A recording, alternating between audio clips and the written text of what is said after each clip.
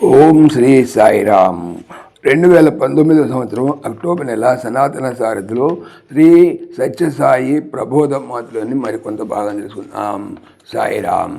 ప్రశ్న: దేవీ నవరాత్రుల పండుగ అందించే సందేశమేమి? జవాబు: మానవులు తమ ఎదున్నటువంటి అహంకారము అనేటువంటి మహిషాసుని ధ్వంసం చేయాలి. రెండవది, ఇచ్ఛాశక్తిని దైవంపై ఇచ్చముగా మార్చుకోవాలి. క్రియాశక్తిని దైవకర్మల్లో ప్రవేశపెట్టాలి. జ్ఞానశక్తితో ఆత్మజ్ఞాన సముపార్జనకు కృషి చేయాలి. 3, ప్రతి ఒక్కరూ తమలో ఉన్నటువంటి పశుత్వమును దానవత్వమును మానవత్వమును దైవత్వముగా మార్చుకోవడానికి కృషి చేయాలి. అనగా దైవచింతన, దైవారాధన సలపాలి.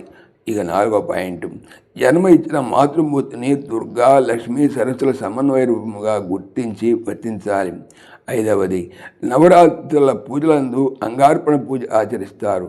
అనగా మన దేహం యొక్క సర్వాంగములను మనలో ఉన్న దేహికి శరణాగత భావముతో అర్పించడమే. ఉదాహరణకు, నేత్రం సమర్పయామి అని ఒక పుష్పాన్ని అర్పిస్తారు. హస్తం సమర్పయామి అంటూ మరొక పుష్పాన్ని దేవి పాదముల చెంత ఉంచుతారు. దీని అంతరార్థం ఏమిటి? మనము దేనిని చూసినప్పటికీ, ఎవరిని చూచినప్పటికీ భగవత్ స్వరూపంగా చూడాలి. హస్తములతో ఆచరించే సర్వకర్మలు భగవత్కర్మలుగా భావించి ఆచరించాలి. 6వ పాయింట్, ప్రకృతిలోని వనరులను సంరక్షించాలి. పంచభూతముల కాలుష్యాన్ని నివారించాలి. ఎందుకు? ప్రకృతిలోని శక్తియే దుర్గామాత మానవత్వాన్ని పోషించి దానవత్వాన్ని సంహరిస్తుంది. దుర్గ యొక్క రక్షణా శక్తియే లక్ష్మి. లక్ష్మీమాతగా దైవీభావాలను ఆవిర్భవింపజేస్తుంది.